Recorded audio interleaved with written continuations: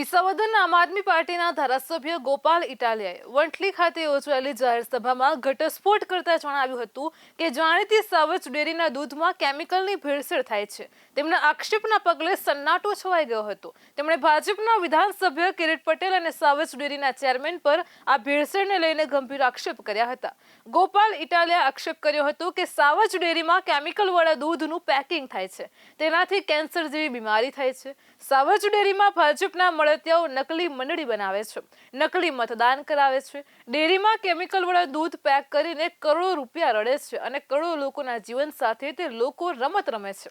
તેમણે જણાવ્યું હતું કે કિરીટ પટેલ અને તેના માણસો આપણને કેમિકલવાળું દૂધ પીવડાવે છે, તેઓને આ બદલ કરોડો રૂપિયાનું કમિશન મળે છે।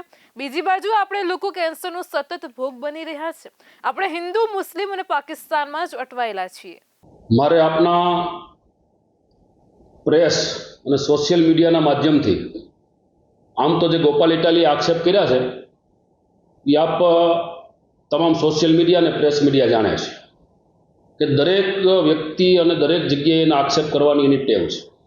વાત રહી જુનાગઢ સાવજ દૂધ સંઘની, તો જુનાગઢ સાવજ દૂધ સંઘ એટલે અમારા હજારો ખેડૂતોની જીવાદોરીનો આ દૂધ સંઘ છે।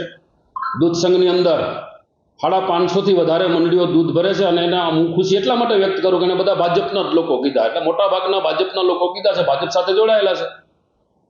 ત્યારે મિત્રો મારે એમને કહેવા માગું છું કે જ્યારે હજારો ખેડૂતોના જીવાદોરી સમાના દૂધ સંઘ હોય અને દૂધ સંઘની અંદર જેણે આક્ષેપ કર્યો કે દૂધની અંદર ભેળસેળ આવે, દૂધની અંદર ભેળસેળના કારણે લોકોને કેન્સર થાય, પણ મારે ખાસ મિત્રો આપને લોકોને અને આપને જણાવવું છે, ગોપાલ ઇટાલીએ જે કરવું હોય તે કરે, એનાથી કોઈ સવાલ નથી, પણ લોકોને આપના માધ્યમથી એટલા માટે જણાવવું છે કે જે ગ્રામ્ય વિસ્તારમાંથી દૂધ ભરાઈને આવે છે એ દૂધ ત્યાંથી ભરાઈને ડેરી તરફ આવે છે અને અમે જે દૂધનું વેચાણ કરીએ છીએ અને એ દૂધનું વેચાણ મિત્રો માત્ર જુનાગઢ જિલ્લો નહીં પણ ગુજરાત નહીં પણ ભારતની અંદર પહેલા નંબરની જે બ્રાન્ડ છે અને વિશ્વની અંદર 8મા ક્રમે અને સ્ટ્રોંગ બ્રાન્ડ તરીકે વિશ્વમાં નંબર 1 ઉપર હાલે છે એવી અમૂલ બ્રાન્ડ છે। તો અમૂલ બ્રાન્ડની ઉપર એને સીધો સવાલ કરવાની વાત એના માટે કે સાવજ દૂધ સંઘની અંદરથી દૂધ આવે, દૂધ ભરીને વેચાય છે, અમારા નામનું દૂધ વેચાય નહીં, અમૂલના નામે અને અમૂલના બ્રાન્ડનું પેકિંગ થાય છે અને વિશ્વની અંદર જેમનું નામ છે એવા કેટલી લેબોરેટરી થાય છે, કેટલું ચેક થાય છે। ફ્રૂટ સેફ્ટીની અંદર પણ આપ જુનાગઢની અંદર હોય, ગીર સોમનાથની અંદર હોય કે દીવની અંદર હોય કે જુનાગઢ જિલ્લાની વાત હોય કે અન્ય જિલ્લાની વાત હોય, ત્યાં અમારે સાવજ દૂધ સંઘના કોડ સાથે વેચાણ દૂધનું થતું હોય છે। તો ફ્રૂટ સેફ્ટીમાંથી પણ ઉપાડવાની છૂટ છે। ગોપાલ ઇટાલિયાને પણ મારી ચેલેન્જ છે કે અમારા આખા જિલ્લામાં નહીં પણ અન્ય જિલ્લાઓની અંદર પણ સાવજ દૂધ સંઘમાંથી પણ સાવજ દૂધ સંઘના નામે કોડથી દૂધ કોડ વેચાતું હોય, બાકી માત્ર ને માત્ર અહીં જે પેકિંગ થાય છે એ અમૂલના નામે પેકિંગ થાય છે અને અમૂલની બ્રાન્ડ તરીકે પ્રખ્યાત બ્રાન્ડ વિશ્વમાં, ભારતમાં નહીં પણ વિશ્વની અંદર જેનું સ્ટ્રોંગ બ્રાન્ડ તરીકે નામ છે। વાત રહી મંડળીઓની, તો મંડળીઓ પણ જ્યારે આવો આક્ષેપ કરવો હોય ત્યારે એમ કે મંડળી ભાજપવાળાની, જ્યારે ગ્રામ પંચાયતની અંદર કંઈ ખોટું થયું, હાસું થયું તો કે સરપંચ ભાજપના। અત્યારે સરકાર પંચાયતથી માંડી અને પાર્લામેન્ટ સુધી જ્યારે ભારતીય જનતા પક્ષની સરકાર છે એટલે આક્ષેપ કરવો હેલો છે। મારે ગોપાલ ઇટાલિયાને એટલું જ પૂછવું છે કે જ્યારે ભ્રષ્ટાચારની વાત કરે છે, જ્યારે કરપ્શનની વાત કરે છે, તો હમણાં જ વિસાવદરની ભોળી ભાલી જનતાએ એને મત આપ્યા છે અને પોતે કરપ્ટેડ નથી એવી વાત કરે છે, તો પોતાની રોજિંદી પોતાની આવક જાહેર કરે અને પોતાનો રોજનો ખર્ચ જાહેર કરે છે અને જેટલા લોકો એને ચૂંટણી ફંડ આપ્યો છે એના નામ જાહેર કરે। અને મારે તો ત્યાં સુધી કહેવું છે કે રાજકારણની અંદર જે લોકોએ કોંગ્રેસનું ભલું ન કર્યું, જે લોકોએ ભાજપનું ભલું ન કર્યું, હવે એ લોકો આપનું એટલે હાવણાનું ભલું કરવા નીકળ્યા છે। પ્રેસ અને ઇલેક્ટ્રિક મીડિયાના માધ્યમથી મારે એમને પણ સંદેશો આપવો છે કે એટલા લોકોએ જ્યારે રાજકારણની અંદર આક્ષેપ કર્યા, જે ભાજપમાં હતા, ભાજપમાંથી કોંગ્રેસમાં ગયા, કોંગ્રેસમાંથી આપમાં ગયા, જો ક્યાંય કોઈનું ભલું ન કર્યું એટલે બીજાના ઈશારે હાલવાનું બંધ કરે। અને મારી એટલી જ વિનંતી છે કે સાવજનો ગોપાલ ઇટાલિયા સાવજનો સારો કરવો બંધ કરે। એટલા માટે બંધ કરે કે જે લોકોએ સાવજનો સારો કર્યો છે હજી બખોલ બાર નથી નીકળ્યા।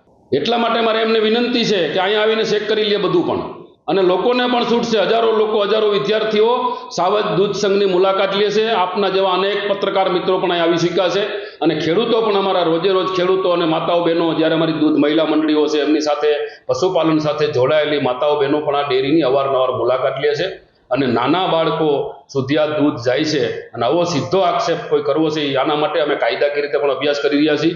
આવડી મોટી રોજની 3 લાખ લીટર દૂધનું ટર્નઓવર કરતી ડેરી ઉપર સીધું પ્રેસ મીડિયા અને સોશિયલ મીડિયામાં બોલી જવું અને વાહવાહી કરી લેવી એટલા પૂરતું નથી। આના ઉપર અમે પણ અભ્યાસ કરીને આના માટે પણ માનહાનિનો દાવો કરશું।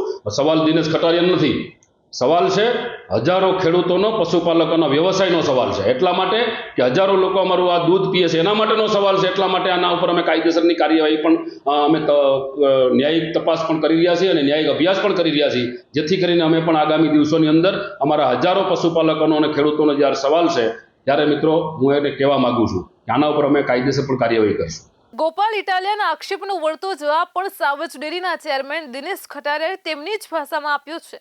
સાવજ ડેરીના ચેરમેન દિનેશ ખટારિયાએ જણાવ્યું હતું કે દિલ્હીમાં દારૂની નદીઓ વહેતી કરનારાઓ હવે ગુજરાતમાં દૂધની નદીઓ વહેતી કરનારાઓ પર આક્ષેપ કરે છે. તેમનો આક્ષેપ ફક્ત સાવજ ડેરી પર નથી, પણ આ ડેરીઓ પર નપતી 500થી પણ વધુ દૂધ મંડળીઓ અને તેના ખેડૂતોની પ્રામાણિકતા પર છે. દિનેશ ખટારિયાએ જણાવ્યું હતું કે ગોપાલ ઇટાલિયા જેવા લોકો ગુજરાતના ખેડૂતોની સમૃદ્ધિ જોઈ શકતા નથી. સાવજ ડેરીનું દૂધ અમૂલ દૂધના નામે વેચાય છે. અમૂલ બ્રાન્ડ આખા વિશ્વમાં 8મા નંબરની બ્રાન્ડ છે.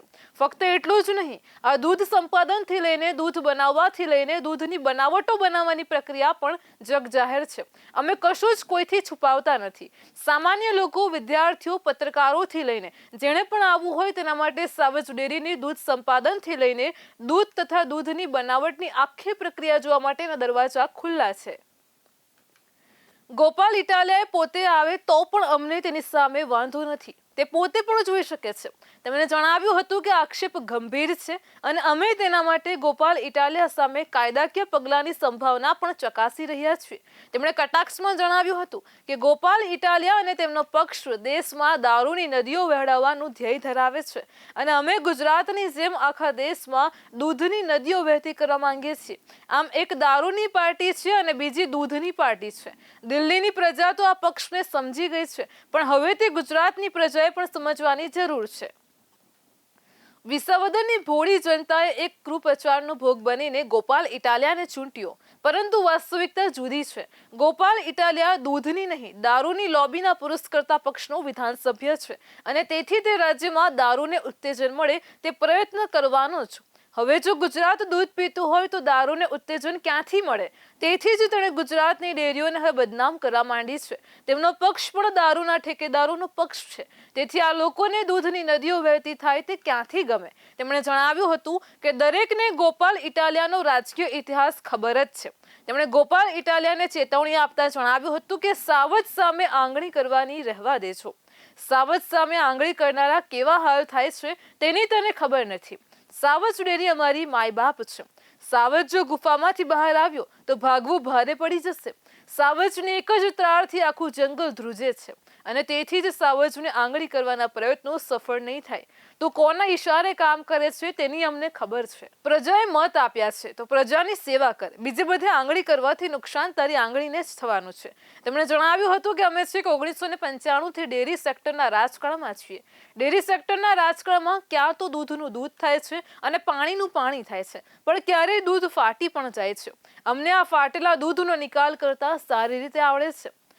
વડાપ્રધાન નરેન્દ્ર મોદી અને સહકાર પ્રધાન અમિત શાહની આગેવાની હેઠળ અમે સમગ્ર દેશમાં સહકારી ચળવળને વેગ આપી રહ્યા છીએ. આ સંજોગોમાં ગોપાલ ઇટાલિયા જેવા લોકોએ સહકાર ક્ષેત્રને બદનામ કરવાનું બીડું ઉઠાવ્યું છે.